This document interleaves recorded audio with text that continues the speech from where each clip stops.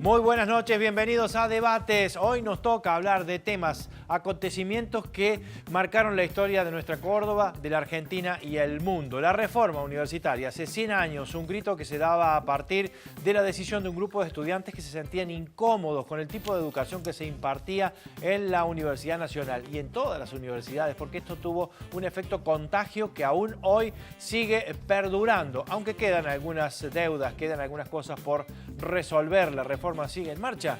Bueno, es una pregunta que nos podemos hacer a esta hora. Bienvenidos a Debates. A veces contar una historia de 100 años en un puñado de minutos puede parecer imposible o te resulte un bajón, y más si con el paso del tiempo parece naturalizada y forma parte de vos. De vos que estás preocupado por el ingreso a la facu, o en presentar esa tesis, o zafar de algún final, mientras contás las monedas para comprar el apunte, o pintar esa bandera para pedir ni una menos, o gritar por nunca más. Hace 100 años, los que hacían de la universidad su verdad despertaron con la bronca del que sueña y se pararon de mano frente al prejuicio del poder, el autoritarismo de la élite y del clero, la ignorancia de los poderosos y la sordera del necio. Un puñado de estudiantes, que en las fotos de ese tiempo se parecen más a un prócer que a un pibe como vos o como yo, bigotudos, de tragedia y con sombrero, y en el grave de la voz un lenguaje cultural que, aunque suene muy distante, te conmueve hasta los huesos y te hace correr la sangre. Sin Facebook, sin Twitter ni WhatsApp, tomaron la universidad y contagiaron a todos, vecinos, locos y obreros. No se dejaron vencer. Cuanto más le mentían, más aguante le ponían. Y aunque no las pudieron pintar, en las paredes del claustro quedaron grabadas a fuego las líneas del manifiesto, el llamado liminar, que floreció como un sueño y convirtiéndose en un río atravesó la Argentina, también América toda, la gringa y la latina. Si hasta 50 años después, del otro lado del mar, la tomaron por bandera los muchachos más rebeldes de un mayo primaveral de la Francia conservadora que pronto iba a cambiar. Principal, el barrio latino.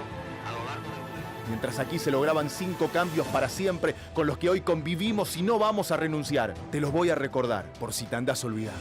Cogobierno, autonomía, concurso de antecedentes, cátedras paralelas de absoluta libertad y extensión universitaria para que el conocimiento llegue a toda la sociedad.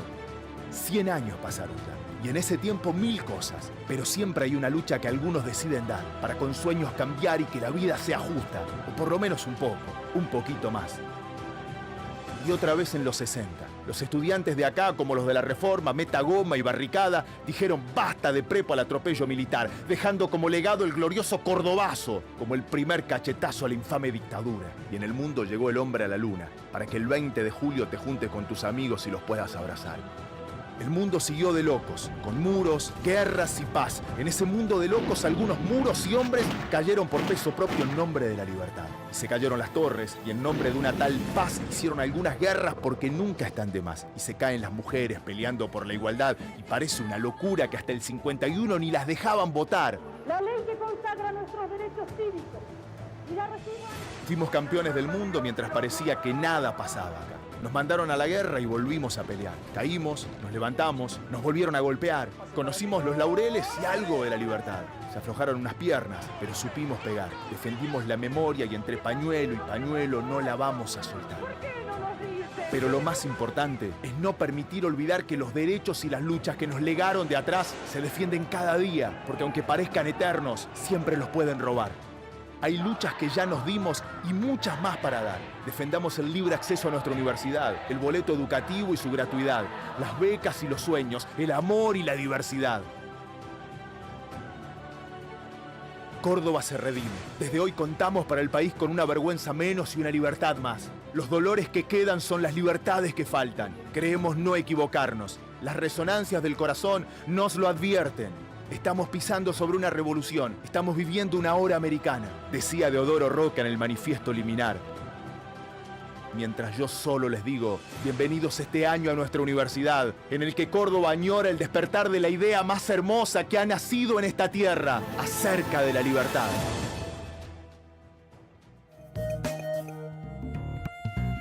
Bueno, nos gustó poder compartir con ustedes este spot hecho por la Agencia Córdoba Joven, en donde hace una apretada síntesis de lo que pasó en los últimos 100 años, desde la Reforma hasta este momento donde estamos festejando y recordando y tratando de hacer memoria de cuáles eran aquellos postulados y si hicimos los deberes o no en un centenario, ¿no? Javier Moyano, historiador, bienvenido. ¿Cómo te va? Bueno, muy bien. Un gusto, Gracias. Javier. Gracias, Pablo gracias. Requena también historiador y ya ¿Qué tal? Buenas noches. varias veces visitándonos y dándonos claves sobre lo que tiene que ver con la historia de Córdoba, sobre todo.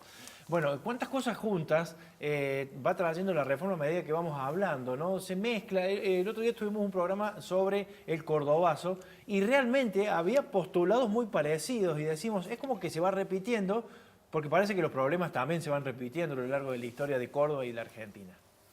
Sí, es interesante, sobre todo pensar en las continuidades, ¿sí? En las continuidades reales y también en las continuidades que nosotros imaginamos, ¿sí? Uno podría llegar a pensar que el cordobazo y la reforma, por ejemplo, y si queremos poner en el medio de esa línea de tiempo algún otro acontecimiento más, bueno, tienen un fondo común porque suceden en la misma ciudad, suceden en una ciudad que es universitaria y demás. Sin embargo, hay un primer elemento, si nosotros nos paramos a pensar 1918 y 1969, y es un corte muy grande que está sucediendo en los años 40 y 50. De un lado, una masivización de la matrícula universitaria en la Universidad de Córdoba, y del otro lado, otra cosa que es bastante relevante, que es la transformación de la fisonomía de la ciudad, a partir del asentamiento de las industrias automotrices en los años 50 y en los años 60. Entonces, me parece que hay un corte, ¿sí? Mucho más de lo que nosotros nos gustaría, digamos. Está sucediendo un corte ahí que vuelve a dos acontecimientos. La ciudad se transforma completamente entre los dos, ¿no? Ahora bien, lo que sucede es el peso que puede llegar a tener la reforma universitaria en la imaginación militante, en la imaginación política cordobesa de todo el siglo XX. ¿Sí? Es un momento del cual se vuelve como un argumento legitimador, pero además como un argumento de batalla a la hora de pensar en una ciudad universitaria, en una ciudad donde hay una población muy grande de estudiantes, en una ciudad donde además está en proceso de transformación, como la ciudad de 1918 y la ciudad de 1969, la reforma es un argumento del cual se puede volver. Y un argumento fuerte, es un argumento convincente, ¿sí? Uno podría llegar a pensar, por ejemplo, que el Manifiesto Liminar es un texto que tiene como estratos de lecturas, ¿no? Ya no vamos a poder leerlo, por ejemplo, como si estuviésemos el 21 de junio de 1918, al ratito que salió publicado en la Gaceta Universitaria.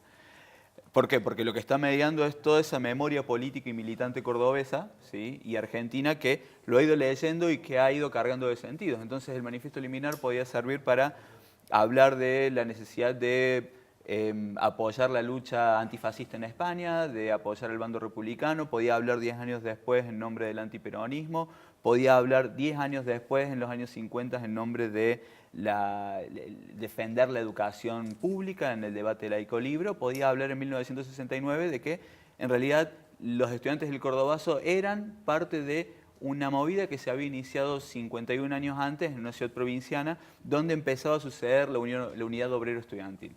Ahora bien, cuando nosotros, ¿por qué es la eficacia de la reforma? Porque cuando nosotros nos vamos a 1918 no encontramos de buenas a primeras obreros o no encontramos una preocupación obrera de parte de los estudiantes universitarios. Sin embargo, es tan fuerte y es tan potente que nosotros no podemos dejar de pensar, ¿sí? en que ahí nace algo que cambia completamente y que va a definir el mapa de las políticas emancipatorias y las políticas alternativas en Córdoba y en gran parte del país. Ya hablamos con Javier también sobre esto porque sí, quiero hacer que rebobinemos en el tiempo y nos vayamos a 1918 para mostrar, Javier y Pablo, cómo era remarcar. Nuevamente hemos hablado del tema, pero queremos seguir desarrollando aspectos que tienen que ver con la reforma universitaria. Volvemos a 1918, decíamos, porque la universidad era realmente otra cosa. Contextualicemos de esta forma, dale.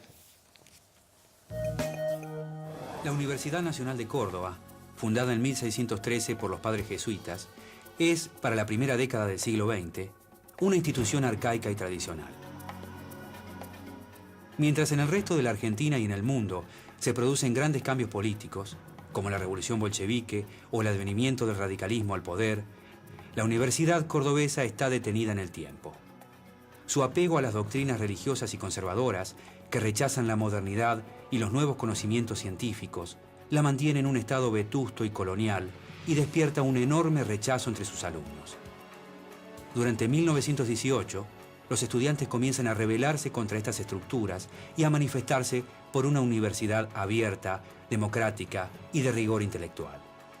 En junio de ese año, las protestas alcanzan su punto más alto y los estudiantes logran imponer los principios reformistas: autonomía universitaria, cogobierno estudiantil, libertad de cátedra. Ese conjunto de medidas dan un gran impulso a los altos estudios en la Argentina y facilitan el ingreso de nuevos sectores sociales a los niveles superiores del sistema educativo, antes reservados a las clases dominantes.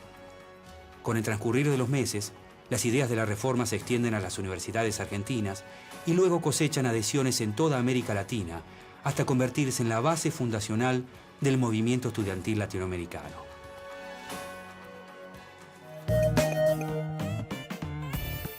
Bien, fue tan fuerte aquello, Javier, que repercutió en otros países, en otras épocas, en otras frecuencias de la vida humana, ¿no? Y hoy es como que se refresca con esto del centenario cada uno de estos postulados fuertísimos. Sí, o sea, retomando un poco el informe anterior y lo que planteaba Pablo, los historiadores siempre tenemos la tensión entre que somos conscientes de que somos producto de procesos de larga duración, pero tenemos que ser muy cuidadosos en evitar anacronismos, de pensar, bueno, en la reforma ocurrió lo que creemos que ocurre hoy, hay continuidad, una continuidad absoluta, o incluso a veces que lo planteamos en términos de deudas pendientes. O sea, el colmo de los anacronismos, creo que lo vimos ayer cuando un ministro nos decía lo que los reformistas hubieran hecho o dejado de hacer. Yo no sé si estuvo bien o mal que lo abuchearan, pero no tengo bien en claro que los reformistas no podrían, no estaría en su repertorio de lucha abuchear a un funcionario o muchas más cosas, incluso como derribar estatuas, autodesignarse autoridades de la universidad, tomar exámenes y asimismo conseguir lo que querían. O sea, en ese sentido me parece que hay que ubicar, digamos, que la reforma tiene repercusiones, indudablemente, pero no necesariamente las repercusiones construidas posteriormente. Yo creo que la reforma deja marcas, o sea, el poder que tiene el estudiantado en las instancias institucionales de decisión de nuestras universidades argentinas es una marca clara de la reforma, pero no sin marchas y contramarchas en el medio. O sea, eso es o sea, no hay una relación así que esencialista que empezó en la reforma y llega hasta nuestros días. Esa es la primera cuestión. La influencia sobre Latinoamérica, indudablemente que tiene una influencia sobre Latinoamérica, pero yo siempre me niego a pensar, incluso contra nuestros intereses como historiadores que nos invitan de otras partes del país o incluso de otras partes de Latinoamérica a hablar de la reforma, yo me niego a pensar que en Córdoba se prendió una llamita que se extendió por todo el continente. O sea, el hecho cordobés fue contundente precisamente porque en el marco de una sociedad provinciana, como decía Pablo, un movimiento estudiantil con prácticas muy disruptivas y con demandas muy disruptivas, consigue incluso que el gobierno nacional intervenga en la universidad para dar respuesta a sus demandas. O sea, ahí obviamente que es un hecho muy potente y que va a ser tomado como ejemplo, va a ser tomado como hecho fundacional, pero la reforma también es producto de lo que se está moviendo en el continente en un conjunto de movimientos estudiantiles y que también hay un conjunto de intelectuales que visitan al continente. Manuel Ugarte, fundamentalmente, que está dando conferencias en distintas ciudades del continente. ¿Qué nos está marcando? Si vos lees el manifiesto liminar, donde la apelación se apela a Latinoamérica al inicio, se apela a Latinoamérica al medio y se apela a Latinoamérica al final, pero la línea argumental del manifiesto liminar no es Latinoamérica, ¿qué podemos conjeturar? Que esas apelaciones apelan a un concepto ya legitimado. O sea, precisamente para legitimarse ante un colectivo local a partir de un concepto que ya está instalado entre los estudiantes. Es decir, que si esto no sucedía en el 18, podía suceder un año después, 2 años después. Eso no lo sabemos, eso no lo sabemos, pero es muy probable, dado el contexto. No, es probable porque aparte estamos en el marco de un ciclo de protesta, o sea, un año antes una huelga una huelga de empleados de limpieza municipal produjo la renuncia del intendente, que era un profesor antirreformista, un profesor clerical. O sea, que entonces ahí estamos en el marco de un proceso de cambio del sistema político, pero lo que no quiere decir que los grupos se alineen de modo totalmente lineal. O sea, el candidato a rector de los reformistas es un viejo dirigente, bueno, no es viejo, había sido un dirigente conservador que había sido concejal de la ciudad de Córdoba por el Partido Autonomista Nacional, que es Enrique Martínez Paz. La principal voz en el Congreso Nacional en contra de los reformistas es el futuro vicepresidente de Irigoyen, que es Enrique Martínez, que además es cuñado de Antonio Honores, el candidato a rector de los reformistas. Entonces hay muchos cruces, porque hay una convergencia de procesos, o sea, crisis del régimen oligárquico, disputas, la vuelta a ocupar el centro de la escena de las disputas entre liberales y clericales, la crisis de paradigma con la Primera Guerra Mundial, un ciclo de protesta obrera, una mediana ampliación de la matrícula, una convergencia de procesos que implica también una convergencia de conflictos y una convergencia de compromisos que nos hacen un poco poner entre paréntesis que lo que por lógica nos pareciera que tendría que estar alineado en un bando o en el otro, no necesariamente lo está. O sea, eso es lo que uno encuentra en la reforma, fundamentalmente. Claro, cuando se termina transformando en un proceso y pasa el tiempo, ya empieza a marcarse más la diferencia, ¿no? Sí. Escapándose de actos violentos muchas veces. Vamos a ver en un ratito nada más el duelo de Deodoro Roca también, que llamó la atención de todo el mundo. Nosotros lo vamos a reflejar ahora en una nota. Hacemos la primera de las pausas y enseguida vamos a seguir hablando sobre, por ejemplo, cómo le impactó a la población de Córdoba el hecho de que esta revuelta se transformara después en un movimiento y en un proceso de esta característica. Vamos a la pausa. Dale.